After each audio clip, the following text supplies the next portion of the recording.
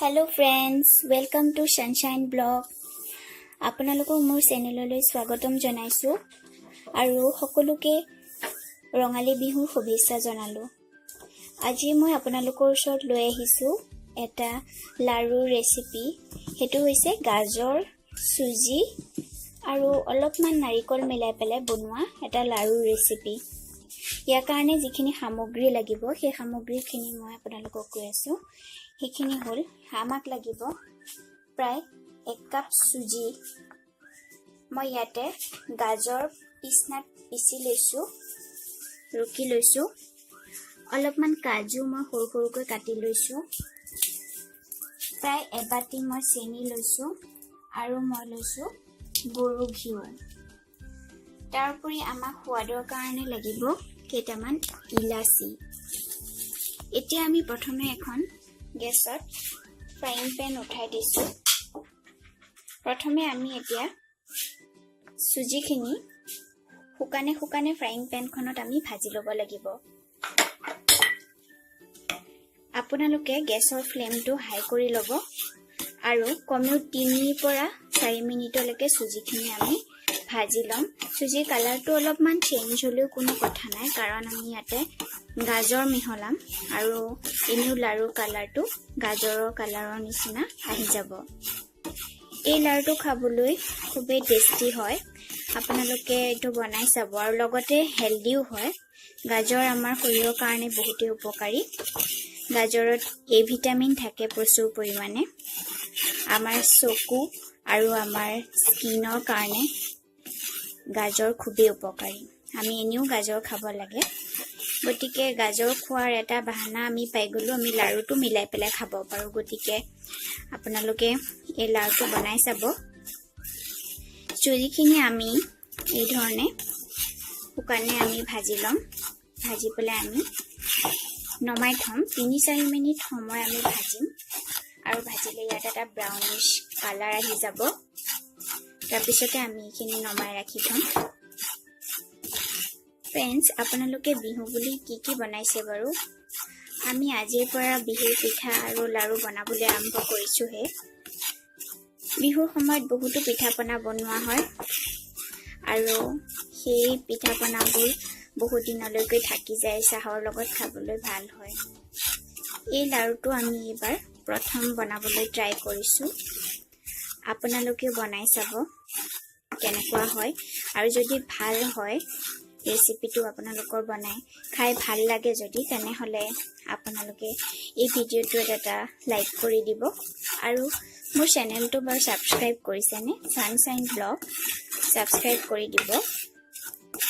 আপোনালোকলৈ অনুৰোধ থাকিলে মোৰ নতুন চেনেল আৰু মই বহুতো নতুন ভিডিঅ' লৈ আহি আছো, ৰেচিপি লৈ আহি আছো আপোনালোকৰ ওচৰত। আপোনালোকে মোৰ চেনেলটো সাবস্ক্ৰাইব কৰি দিব। সুজিখিনি ভজা প্ৰায় হৈ গৈছে, আপোনালোকে দেখিছে অলপ ব্ৰাউনিছ কালাৰ আহি গৈছে। এতিয়া আমি সুজিখিনি এখন প্লেটত আমি নমাই ৰাখিম। আমি এখন প্লেটত সুজিখিনি নমাই দিম আৰু তাৰপিছত আমি গাজৰখিনি ভাজিম।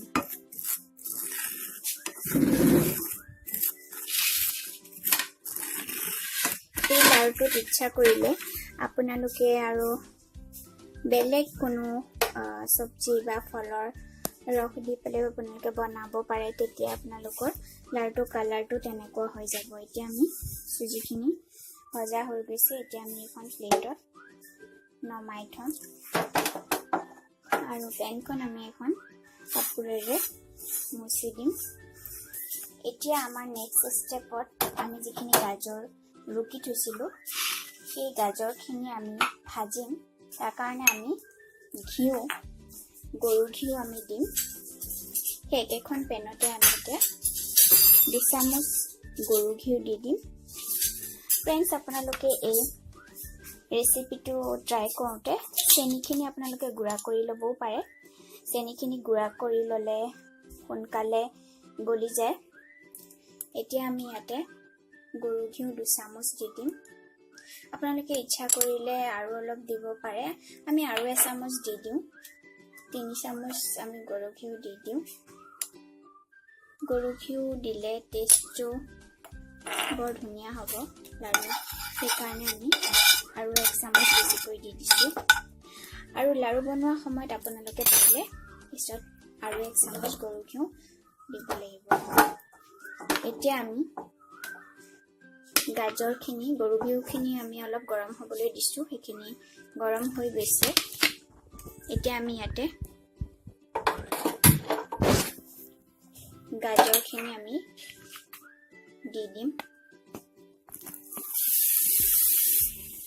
আপোনালোকে ইচ্ছা কৰিলে গাজৰখিনি সিজাই ল'বও পাৰে সিজাই লৈ পেলাই পিটিকি ল'বও পাৰে কিন্তু এটা কথা সিজাই ল'লে তাতে পানীৰ এটা ভাপ আহি যায় আকৌ পানীখিনি আমি শুকুৱাই দিব লাগিব ভালকৈ নহ'লে কি হ'ব আমাৰ গাজৰৰ আচল টেষ্টটো মিলাব আৰু অলপ খেলেকা ভাৱ এটা হ'ব সেইকাৰণে মই সিজাই লোৱা নাই গাজৰখিনি ৰুকিহে লৈছোঁ ৰুকি ল'লে গাজৰৰ আচল টেষ্টটো ওলাব সিজাই দিয়াৰ লগে লগে তাতে পানী সোমাই গ'লে টেষ্টটো অলপ কমি যায় আমি ফ্লেমটো ইমান বেছি হাইও কৰি ৰাখিব নালাগে মিডিয়াম ফ্লেমত আমি গাজৰখিনি কোমল হোৱালৈকে ভাজিব লাগিব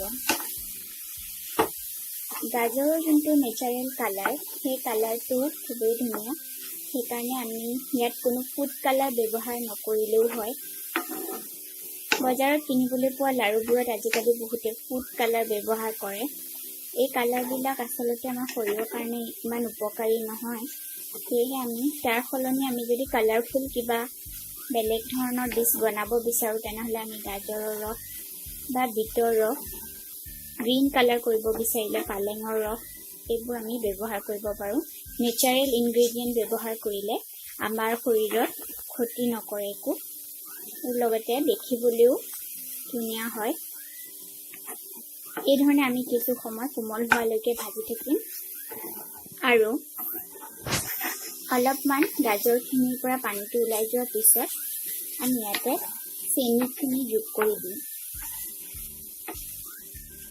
চাওক গাজৰখিনি ভাজা হৈ গৈছে প্ৰায় ইয়াৰ পৰা যিখিনি পানী আছিলে সেইখিনি ওলাই গৈছে এতিয়া আমি নেক্সট ইয়াত অলপমান আমি নাৰিকল ভাজি থৈছিলোঁ নাৰিকলৰ লাৰু বনাবলৈ লোৱা ভাজি থোৱা নাৰিকলৰ পৰা আমি অলপমান নাৰিকল ৰাখি থৈছিলোঁ ভাজি থোৱা নাৰিকল সেই নাৰিকলখিনি আমি এতিয়া ইয়াতে যোগ কৰি দিম নাৰিকল দিয়াৰ লগে লগে টেষ্টটো আৰু বেছি বাঢ়ি যাব নাৰিকলখিনি আমি ইয়াতে টেষ্ট এনহেন্সাৰ হিচাপেও কাম কৰিব আৰু লগতে আঠাৰ কাৰণেও দিয়া হৈছে আপোনালোকে ইচ্ছা কৰিলে ইয়াতে মাৱা দিব পাৰে বা পাউডাৰ গাখীৰো দিব পাৰে আপোনালোকৰ একৰ্ডিং টু টেষ্ট যি মন যায় আপোনালোকে এড কৰিব পাৰে খালি ইনগ্ৰেডিয়েণ্টকেইটা ইটোৰ লগত সিটো যাতে মিলি যায় নিমিলা বস্তু নিদিব নহ'লে আকৌ সোৱাদ গৈ কিবা হ'বগৈ ইয়াত আপোনালোকে ইচ্ছা কৰিলে মাৱা দিব পাৰে বা আপোনালোকে পাউডাৰ গাখীৰো দিব পাৰে যিকোনো ব্ৰেণ্ডৰ পাউডাৰ গাখীৰ আপোনালোকে ইয়াত ইউজ কৰিব পাৰে মই ইয়াত নাৰিকলহে ইউজ কৰিছোঁ এতিয়া আমি ইয়াতে নেক্সট চেনিখিনি যোগ কৰি দিম যিহেতু চেনিখিনি আমি অলপমান মই গুড়ি কৰিছিলোঁ কিন্তু মই ভালকৈ কৰা নাই সেইকাৰণে এইখিনি প্ৰায় এবাটি ওচৰা-ওচৰি চেনি মই গোটেইখিনি দি দিছোঁ আপোনালোকে যদি মিঠা কমকৈ ভাল পায় তেনেহ'লে আপোনালোকে কমাই পেলাই চেনিখিনি ইউজ কৰিব এতিয়া চেনিখিনি দিয়াৰ লগে লগে আমি অকণমান ফ্লেমটো অকণমান চাই থাকিব লাগিব কাৰণ চেনিখিনি দিয়াৰ লগে লগে গলি যাব আৰু ই এটা আঠা সৃষ্টি কৰিব গাজৰৰ কালাৰটো ডাৰ্ক হৈ আহিব লগে লগে চেনিখিনি ধুনীয়াকৈ গলি যাব লাগিব নহ'লে খাওঁতে গুটি গুটি হৈ থাকিলে টেষ্টটো ভাল নহ'ব সেয়েহে আমি চেনিখিনি ভালকৈ গলি যোৱাকৈ আমি আকৌ ভাজিব লাগিব গাজৰখিনি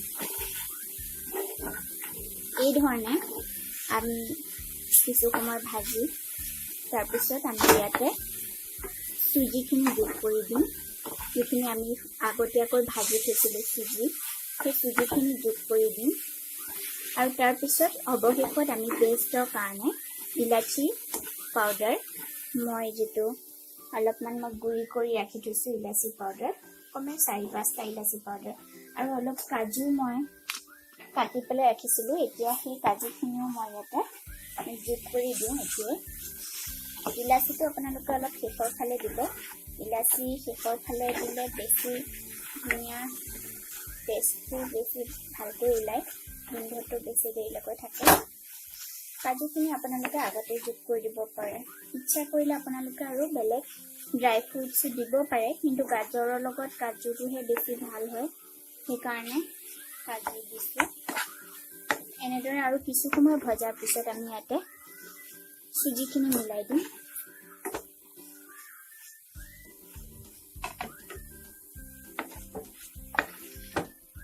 এতিয়া আমি ইয়াতে অলপ অলপকৈ চুজিখিনি আমি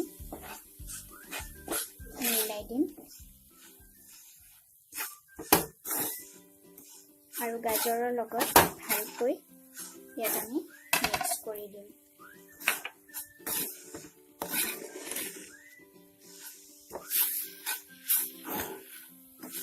চাওক, গাজৰৰ লগত চুজিখিনি ধুনীয়াকৈ মিক্স কৰি ল'ব।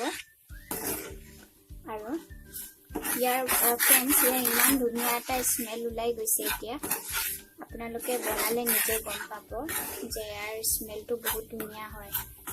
গৰু ঘিউ, ইলাচি, গৰু ঘিউ আৰু গাজৰ, চুজি, চেনি এইখিনিৰ স্মেলটো বহুত ধুনীয়া হৈ আহিছে। এতিয়া ইয়াৰ লগত আমি ইলাচি গুড়িখিনি যিখিনি কৰি ৰাখিছিলোঁ সেইখিনি আমি দি দিম আৰু ধুনীয়া গোন্ধাব। এইখিনি আমি ইলাচি গুড়ি দি দিছোঁ ইয়াত। চাওক, কালাৰটো এটা ধুনীয়া য়েল্লো কালাৰ হৈ গৈছে। এতিয়া আমি ইয়াতে আৰু অলপমান গৰু ঘিউ, প্ৰায় 1 চামুচ 1 টিস্পুন আমি গৰু ঘিউ আমি আকৌ ইয়াত এড কৰি দিম, যাতে ইয়াৰ ফ্লেভাৰটো আৰু এনহেন্স হৈ যায়। ফ্ৰেণ্ডছ, এইদৰে আমি ভালকৈ আৰু 2 মিনিটমান ভাজি ল'ম। প্ৰায় 15 মিনিট সময় ভাজাৰ পিছত আমাৰ এইখিনি ৰেডি হৈ যায়। আপোনালোকে প্ৰায় 15 মিনিটমান সময় ভাজিব। মই গাজৰ চুজি ভজা টাইমটো সেইটো এক্সট্ৰা, তাৰপিছত আমাৰ 15-20 মিনিট সময় আৰু ভাজিব লাগিব এইখিনি গাজৰখিনি আৰু চুজিখিনি একেলগে মিহলাই। আৰু ঠাণ্ডা হ'বলৈ দিব নালাগিব, আমি গৰমে গৰমে এতিয়া আমি ইয়াৰ লাড়ুবোৰ বনাই ল'ম। ফ্ৰেণ্ডছ, এয়া আমাৰ গাজৰ, নাৰিকল আৰু চুজি আমি যি ভাজি লৈছিলোঁ এইখিনি ৰেডি হৈ গৈছে। এতিয়া আমি গৰমে গৰমে এটা এটাকৈ আমি লাড়ুবিলাক বনাই যাম। আৰু গৰমে গৰমে বনালে আঠাটো থাকিব, নহ'লে পিছত শুকাই গ'লে বনাবলৈ অসুবিধা হ'ব। এয়া চাওক, এনেকৈ আপোনালোকে লাড়ুবোৰ বনাই যাব। দেখিবলৈ খুবেই সুন্দৰ হৈছে, একদম গল্ডেন বলৰ দৰে দেখা গৈছে। আপোনাক নিশ্চয় বিহুত এই লাড়ুটো বনাই আপুনি আলহীক খাবলৈ দিলে সুধিবই যে এইটো কিহেৰে বনালে লাড়ুটো। আপোনালোকে সকলোৱে ভাল পাব আশা কৰিছোঁ। আপোনালোকে এবাৰ এই লাড়ুটো ট্ৰাই কৰি চাওক। হাতত অলপ ঘি লগাই ল'লে লাড়ু বনাওঁতে সুবিধা হয়।